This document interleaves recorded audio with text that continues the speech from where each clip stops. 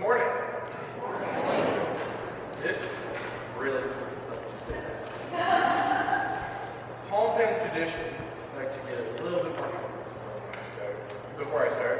So take a look at my sister's playbook.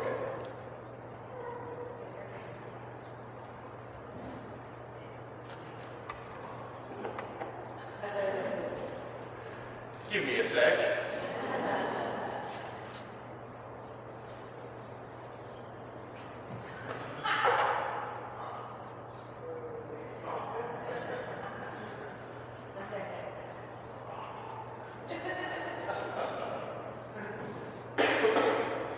Now that's a bit more comfortable. Now, you may be wondering, why did I bring out my hawks, dear? Well, as a teenager, we want to feel safe and secure. This helps us with our confidence, our patience, and our understanding of each other. Also, anger and frustration is very prevalent in our lives. You can get angry at the smallest things, like our favorite sports teams, the game, our teachers, our parents, our friends. Now, you may be wondering, why is he talking about anger? Well, in our reading today, Jesus walked into a temple where he sees it turned into a park. He flips out. After all, this is his Father's house. Anger is something we don't think of when we think of Jesus. We think of him as the Savior, the Son of God, not a man running through a temple, turning over tables and throwing people out. For him at the time, it seemed like a completely rational thing to do. As I previously stated, teens can get angry at the smallest things and act immature, just as Jesus was. I think that it is okay to be angry at times if you act mature and try to channel your emotions into a positive way. Jesus tried to change the people's mind to see what they were doing was disrespectful to God by turning the temple into a marketplace. Jesus wanted them to tear down the temple and said he will rebuild it. And in doing that, he would change the way they would worship the Lord. As for me, I'm not a stereotypical teen who's always angry, doesn't want to do anything, and sleeps all day. When I get the chance, I do sleep all day, but that's beside the point. I have taken my frustration and anger and channeled it into a positive, helpful way for others. There are two issues that really make me angry: bullying and veterans. I was bullied growing up, and seeing others being bullied makes me angry. A way I channel my anger is a school-run program where students help new freshmen get used to the high school experience, and it is statistically proven that high school freshmen are bullied more than any other class. At my school, I am in a program called Homeroom Mentors. We help freshmen adapt to the high school experience. We also help them when they are in need of help as a result of bullying and others harming them. We work with the individuals to stop the problem and determine a solution for all involved. We can help them seek the right steps to fix it. When I hear about one of my freshmen being bullied, I'll help them no matter what. This is an extremely positive way to channel your energy that I have when I hear such things. Another thing that gets me mad is people who are ignorant about veterans, who served our country and disrespect the ones who gave the ultimate sacrifice. When I see young people who do not know what happened during the years 1940 through 1945, that really bothers me. That is not right there. As some of you may remember, back when we were in confirmation, we had Door Service Project. My project was raising money for a nonprofit organization called Honor Flight. This is a group that takes World War II vets and flies them to DC for the day to visit monuments and memorials. I wanted to find a group that would help veterans, but I also wanted to find an organization that would be for World War II vets. As time went on, I made over $500. It's a lot harder than I make it sound. It took hours to figure out what I was going to do. And as I started raising money, I started selling cookies at my school. I never knew how fast $1 cookies would sell out to a bunch of high school students. But that wasn't the amazing part. The most astonishing part was that not many people knew the organization I was fundraising for. Now that is where I got mad. I grew up in a household making sure you knew what happened during World War II. I would have to inform many of my fellow students about what I was fundraising for, and they believe was a bit more insight of what World War vets do for this country. Jesus might not have been alive during World War II, but I know that he would have been angry if he saw someone being oppressed by someone or something. He would get angry, and rightfully so. What he did helped people defend what they believed to be right and just.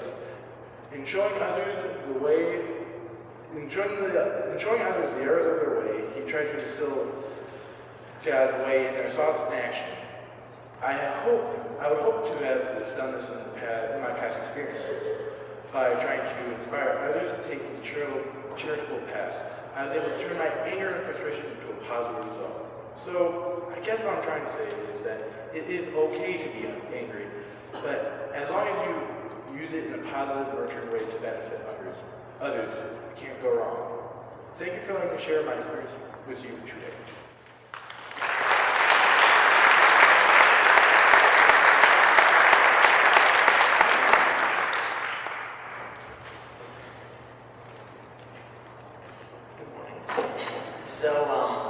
I guess I'll be honest and say, when I learned that the guiding question of our Youth Sunday today was, can Christians get angry? I was a little skeptical. It was a strange question at first. I mean, why Christians in general? There's something like 2 billion Christians around the world, so I was pretty sure some of them had been angry at some point.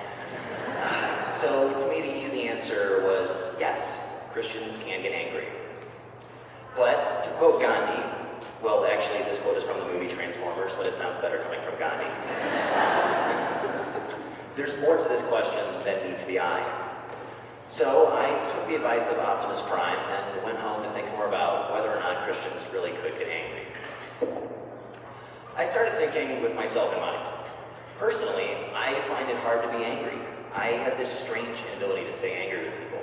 Someone can do something really mean or upsetting to me, and I may be angry with him or her at the time for it, but by the next day, I'm over it. I couldn't hold a grudge against someone or stay angry even if I tried. And that's not because I choose not to, but because I just physically can't. I don't have it in me. Now, when I look at my friends, my teammates, classmates, and so on, I see a little bit of a different picture. There are a lot of people, many of them Christian, who are actually really angry. Some are angry with the teacher for giving them a bad grade.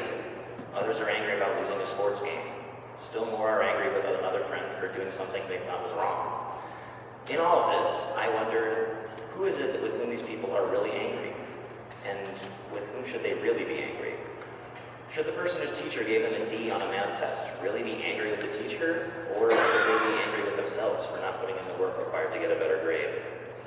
Should the people on the basketball team who lost in the regional final really be angry with the refs who messed up the game? Or should they be mad with themselves for not working better together to overcome the challenges they faced?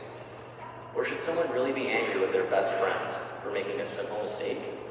Is there really any reason to be angry? It's just that, an honest and simple mistake.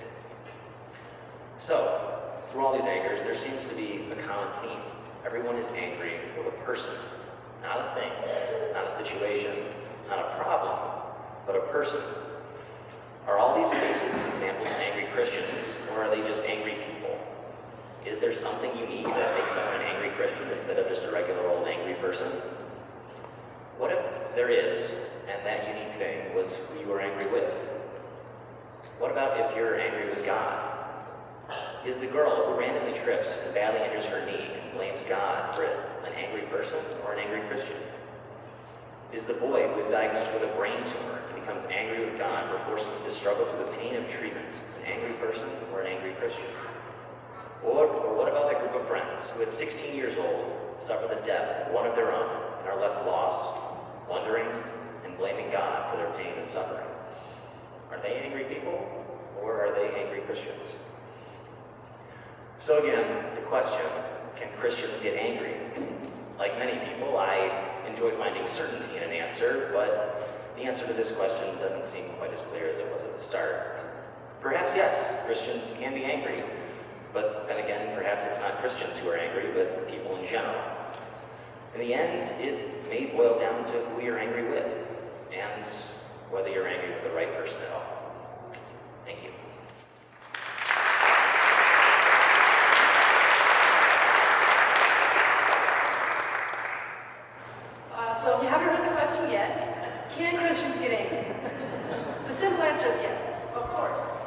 Christians definitely have the ability to get angry. Everybody can lose their cool when things go unexpectedly. Christian people, Muslim people, my dad when he can't find the remote. But I think the real question is, or at least the trickier question is, should Christians get angry? Or is anger, in its very nature, unchristian? We are taught to turn the other cheek because explosive and inflammatory language in the face of cruelty just adds flame to an ever-burning fire. Someone who comments "you're ugly" on a YouTube video where someone else is talking about how ugly the Kardashians are is obviously doing no good to society whatsoever. It's more productive to just ignore the fire and move on. Turn the other cheek. Jesus himself was literally bleeding for days on the crucifix in the world's most uncomfortable position. Do you ever hold your arms up for that long? It sounds terrible. And people walked by and they spat on him and called him terrible names and probably gave him whatever the biblical equivalent of a finger was. And what did he do?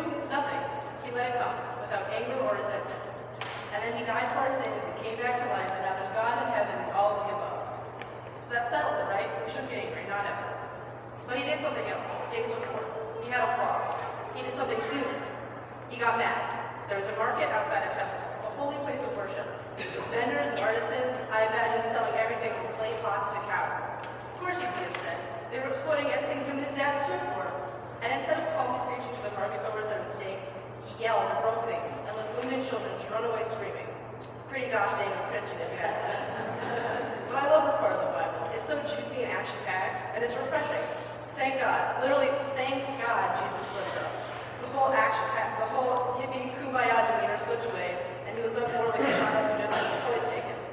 But then he learned from it, and it's something so insanely courageous we're about to have a holiday celebrating it. Easter. If we look at the Bible in a purely metaphorical sense, which is generally the way I like to look at it, if God is everything humans want to be, Jesus is everything humans can be.